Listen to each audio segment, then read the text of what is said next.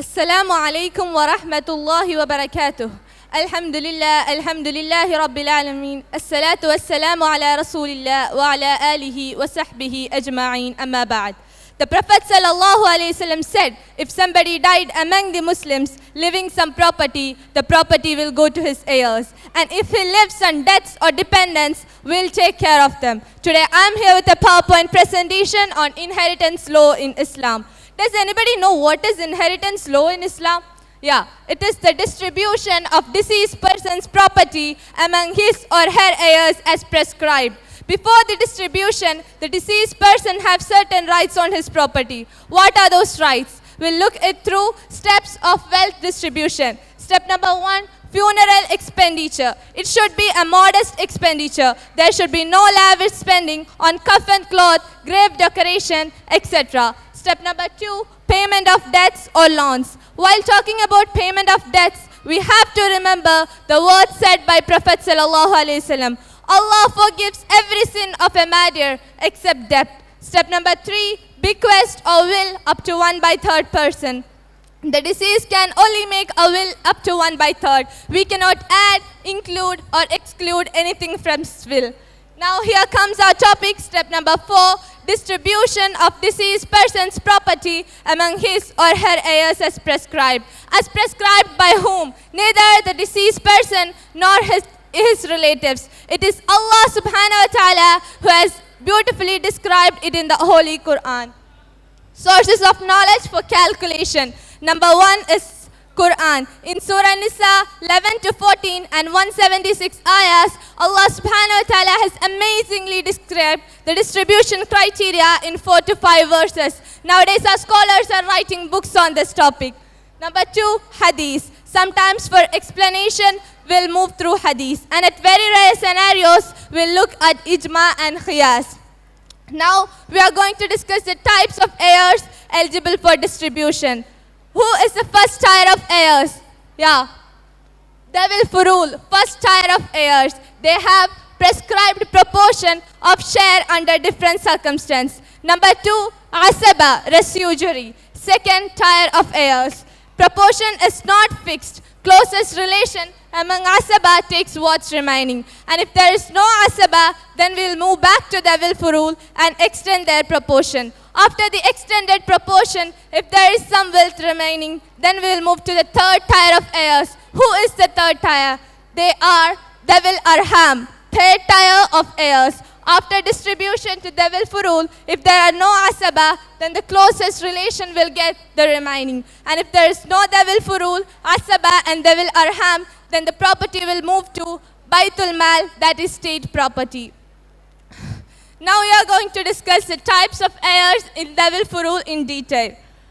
The first heir is husband. If there are no children, husband of the deceased will get half part of his wife's possession. And if there are children, he'll be given 1/4 part. Number 2 is wife. If there are no children, wife of the deceased will get 1/4 part of remaining possession of her husband. And if there are children, she'll be shared 1/8 part. Number 3 is daughter. There is a special criteria for daughter. If the son of the deceased person is there, then she will be included in Asaba category. And if there is no son, then she will be included in Dhul-Furu category. If there are more than 2 daughters, 2/3 part of remaining possession will be shared to her. And if there is only 1 daughter, she will be shared half part. Next is son's daughter. In Islam, son's daughter shares the same position as own daughter. There is also the special criteria as daughter. If there is no son, daughter and son, and more than 2 sons, daughter, 2/3 part will be shared to them. And if there is only 1, she'll get half part. There is a special case too. If the daughter of the deceased person exists as an inheritant, then 1/6 part will be shared to son's daughter. Next is son's daughter.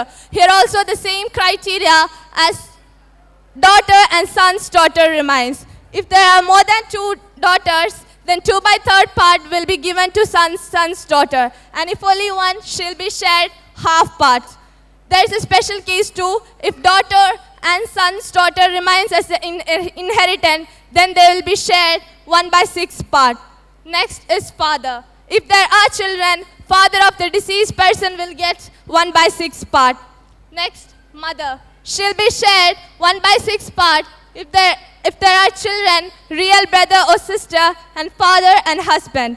She'll be shared 1/4 part if there is wife and father and the above mentioned category is not existing. She'll be shared 1/3 part if both the mentioned categories are not existing. Next is father's father. If there are no children and if there are children and no father of the deceased person, 1/6 part of the remaining possession will be shared to grandfather. Next is mother's mother. If both the parents of the deceased person is not alive, then 1/6 part will be shared to paternal grandmother. And if only the mother of the deceased person is not alive, then maternal grandmother will be shared 1/6 part. If both the grandmothers are eligible for this, then they have to share 1/6 part among them. Next is real sister. If there are no children, father, father's father, or real brother, and more than 2 real sisters, 2/3 part will be shared among them, and if only one, she'll be received half part.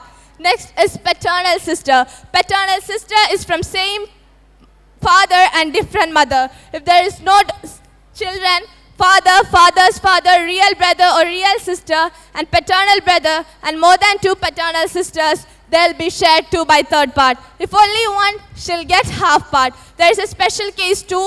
If the real sister of the deceased remain as an inheritant, then she'll be shared 1/6 part. Next is maternal brother or sister. This is our last tier of the Dhul-Furu. If there are no children, father or father's father, and more than two maternal sister or brother, they'll be shared 1/3 part. If only one, they'll get 1/6 part. Now we come to the end of the Dhul-Furu category and moving to next Asaba category. Whatever remaining after distribution to the Dhul-Furu will be shared to Asaba. The first tier of Asaba is son. If along with the son there is daughter too, then they have to share it in 2:1 ratio. If the son does not exist as an inheritant, then it will move to son's son, son's son's son, and below. If the mentioned son generation is not there, then it will move to father's category. If the father of the deceased person is not alive, then it will move to grandfather, great-grandfather, and above. If both the mentioned generations are not existing, then it will move to the third tier of Asaba, that is real brother. If along with real brother there is real sister too, then they have to share it in 2:1 ratio. No real brother means real sister will get what's remaining. If all the 4 mentioned generations are not existing, then it will move to paternal brother. If along with paternal brother there is paternal sister too, then they have to share it in 2:1 ratio. If no paternal brother means paternal sister will get what's remaining. If all the mentioned categories are not existing, then the closest relation among Asaba takes what's remaining. Here we can see a hadith reported by Ibn Abbas radiallahu anhu. Give fara'il to those who are entitled to receive it. Then whatever remaining should be given to the closest male relative of the deceased. And also here we can see a 2:1 ratio. We should not blame Islam for this ratio because Allah subhanahu wa ta'ala has said in the Holy Quran, for the male, what is equal to the share of 2 females. This proportion depends on the responsibility of males, not upon the gender. And we concluded Asaba category here.